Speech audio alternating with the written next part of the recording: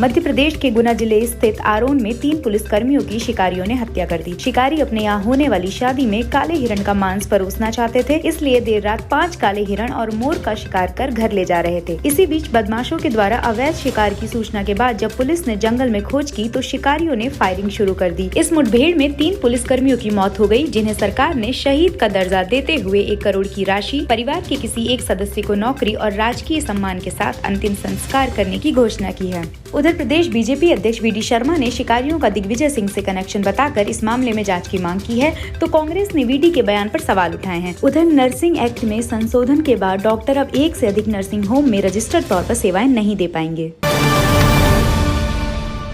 गुना के आरोन में शिकारियों ने 3 पुलिसकर्मियों की हत्या कर दी और मौके से फरार हो गए। इस घटना के बाद एक शिकारी को गोली लगी, जिसका शव पास के गांव से बरामद किया गया है। इस घटना के बाद सीएम शिवराज सिंह चौहान ने आरोपियों के खिलाफ सख्त कार्रवाई के निर्देश दिए हैं। वहीं ग्वालियर आईजी अनिल शर्मा को भी हटा दिया गया है। सीएम ने इस दौरान मृतक को 1-1 करोड़ की राशि और परिवार के किसी एक सदस्य को नौकरी देने का ऐलान किया है। सीएम ने कहा है कि इस दुर्घटना में शहीद हुए राजकुमार जाटव, नीरज भार्गव और संत राम मीणा की शहादत को हमेशा याद किया जाएगा।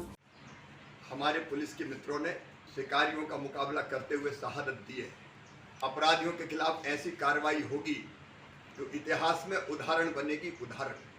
अपराधियों की लगभग पहचान हो गई है, जांच पूरी चल रही है। एक शव भी बरामद हुआ है पास के गांव में, गोली लगने से मौत हुई है, लेकिन घटना की पूरी जांच हो रही है। पुलिस फोर्स है, भेजा गया है। अपराधी किसी भी कीमत पर बचेंगे नहीं।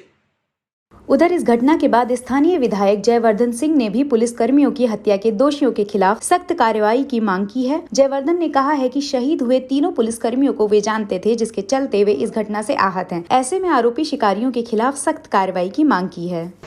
ये जो घटना हुई है, इस पर शासन गंभीर कार्रवाई करनी चाहिए है।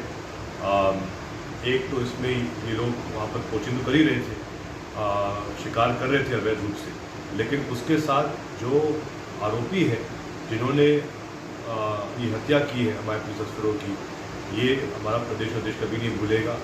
ऐसे लोगों पे सख्त कार्रवाई होनी चाहिए है और हम सबको मिलके इसमें जो पुलिस प्रशासन है उनका साथ देना चाहिए है, ताकि उचित कार्रवाई हो और दोषियों को सख्त सजा मिले।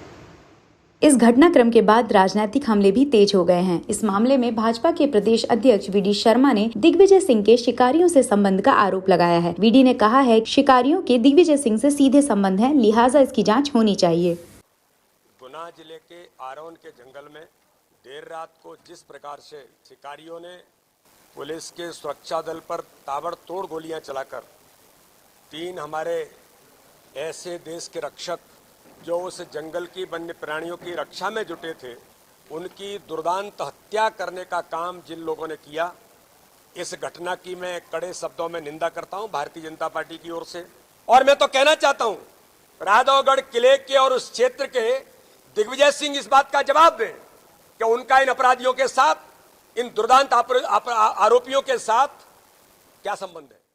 उधर कांग्रेस के प्रवक्ता जी.एस. सलूजा ने वी.डी. के आरोपों को खारिज करते हुए कहा है कि जब कभी इस तरह की घटना होती है तो भाजपा सारे आरोप कांग्रेसी नेताओं पर लगा देती है। प्रदेश में बीते दिनों आदिवासियों के साथ हुई घटना में भाजपा के जांच दल ने भी सरकार को दोषी माना था, लेकिन इस पर कार्रवाई की बजाय पार्टी की तरफ से हर बार शिवराज सरकार को क्लीन चिट मिल जाती है। सलूजा ने दोषियों के खिलाफ सख्त कार्रवाई की मांग की है। वी.डी. शर्मा जी ने मोर्चा खोल दिया सरकार के खिलाफ। अब आप देखेंगे जो गुना की घटना हुई है उसको लेके वो आरोप लगा रहे हैं कि इस गांव के अंदर, गांव का नाम लेके कह रहे हैं कि गांव में इतनी बड़ी संख्या में हथियार कहां से आए, इतनी अपराधियों की हिम्मत कहां से हुई। अरे उन्हें समझना चाहिए कि प्रदेश में 17 वर्ष से शिवराज की सरकार है। यदि इतने हथियार इकट्ठे हुए, अपराधियों के इतने हौसले बुलंद हैं, अपराधी इतने दुर्दांत हैं, तो इसकी दोषी तो शिवराज सरकार है। तो शिवराज सरकार की नाकामी, और वो भले कांग्रेस के नेताओं पर निशाना साधें, लेकिन प्रदेश में सरकार तो शिवराज सरकार है। तो क्या शिवराज सरकार इतनी निकम्मी, इतनी असहाय कि अपराधियों पे कार्रवाई नहीं कर पा रही, अपराधियों पर उनका नियंत्रण नहीं है, और शिवराज सरकार के रहते इतने हथियार गांव में पहुंच गए, तो ये तो शिवराज सरकार का नकारापन है। ऐसा लगता है कि जानबूझकर कांग्रेस की आड़ लेकर वो शिवराज सरकार पर निशाना साध रहे हैं और कोई मौका नहीं छोड़ रहे कि शिवराज सरकार को निपटाने का, उनका पर्दाफाश करने का, अपराधों को लेकर उनकी पोल खोलने का, उनकी असफलता सामने लाने का। अब एमपी में नर्सिंग होम एक्ट की कुछ धाराओं में संशोधन किया गया है, जिसके चलते अब आवासीय रजिस्टर्ड चिकित्सक किसी एक ही नर्सिंग होम में अधिकृत तौर पर सेवाएं दे पाएंगे। इससे पहले वे कई सारे नर्सिंग होम में अधिकृत तौर पर सेवाएं देते थे, लेकिन अब किसी एक नर्सिंग होम में ही डॉक्टर अपनी सेवाएं दे पाएंगे। इसको लेकर स्वास्थ्य मंत्री प्रभुराम चौधरी ने कहा है कि नए संशोधन के बाद यदि डॉक्टर एक से अधिक नर्सिंग होम में अपनी सेवाएं देते हैं तो इस स्थिति में वे केवल एक जगह के ही रजिस्टर्ड कहलाएंगे। ये F12/06/2022 में हम लोगों ने इसमें जो संशोधन किया है, वो संशोधन उक्त नियम में अनुसूची 2 में खंड टा में उपखंड 3 के स्थान पर निम्नलिखित उपखंड स्थापित किया गया है कि किसी आवासीय रजिस्ट्रेट चिकित्सा व्यवसायी RRMP को एक बार में राज्य के केवल एक उपचार गृह में ही रजिस्ट्रीकृत होने के लिए अनुज्ञान किया जाएगा।